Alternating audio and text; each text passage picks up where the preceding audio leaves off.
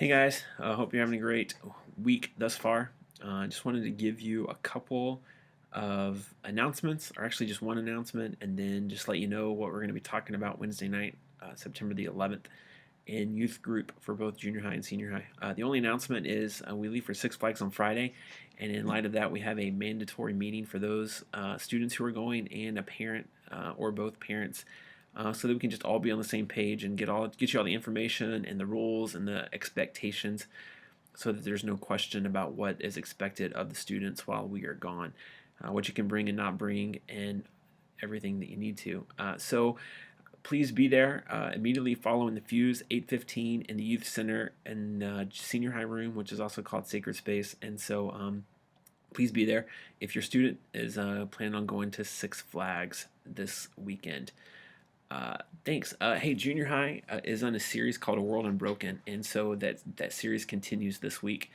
And just to kind of catch you up and remind you of what we've been talking about, the first week of the series, we talked about create and how God created the world and everything that we see and all that was in it, and it was good. It was the way that it was supposed to be. The second week, we talked about broken and how we as humans broke the world, and how the world is broken, and it's really not the way God really intended it to be or designed it or created it to be, that it's broken and fallen.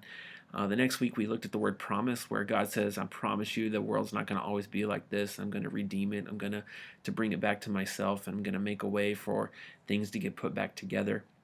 The next week we looked at the word presence, which is the fact that Jesus actually came and lived among us and walked among us, and was a presence here in the midst of the brokenness of creation, and came down so that he could redeem it, which is what we're going to talk about this week. The word is satisfied, and it kind of deals with what Jesus did on the cross, that there was now payment, there was now representation, and before God, that says that this is the way that I'm going to redeem the world creation, as I entered into it, and I am breaking myself for it, so that there's a way for it to be brought back to me. There's a way for sin to be forgiven.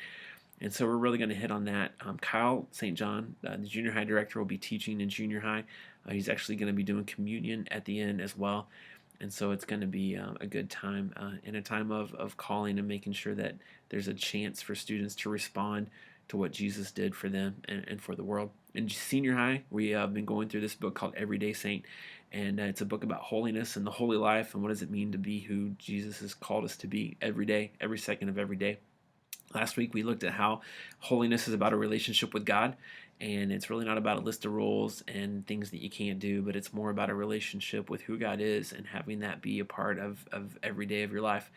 And so tomorrow, and so the phrase is, it's a love for God, and that we have the freedom to love God when we choose to live this life. And then the second part of that is to love others, and to the love of people other than ourselves. And so we're going to look at the parable of the Good Samaritan, where Jesus is asked what the greatest commandment is, and he said, love God with everything and love others as yourself, or love your neighbor as yourself. And then the question came up, who's my neighbor? And so Jesus tells this story, and if you want to read it, it's in Luke 10. But just to kind of tell you the direction we're going to go, is a lot of times we hear the story and teach the story, and we say, so that means we should go be nice to people like the Good Samaritan. But I think what Jesus was actually doing, and we're going to kind of try to twist it a little bit, not twist it, but give a different perspective, is I think he was really looking at the teachers of the law and the Pharisees and saying, hey, you're the guy in the ditch. Do you really care who comes and help you? I mean, when your only option is to live, is for somebody to come and help you, do you really care who it is? The answer is no. You don't even care if it's a Samaritan. And so when we are loving God with everything that we are, we start to see people the way he does. And part of how we help people is not just go and be nice to them, but we put ourselves in their shoes and we think, man, what if I was that person? What would I need? What would I want? How would I want somebody to interact with me? And how could somebody best help me? And so when we start to love God with everything that we are, we start to see people the way that Jesus sees them. So that's kind of what we're going to be hitting at, is this love of others, and how does that live? How does that play out? And what does that look like? Super excited. I think it's going to be an awesome time. And once again, just remind you, if you're going to or your students going to Six Flags, please be at the meeting tomorrow night, 8:15 in the gym, right after both fuses. All right, we'll talk to you later.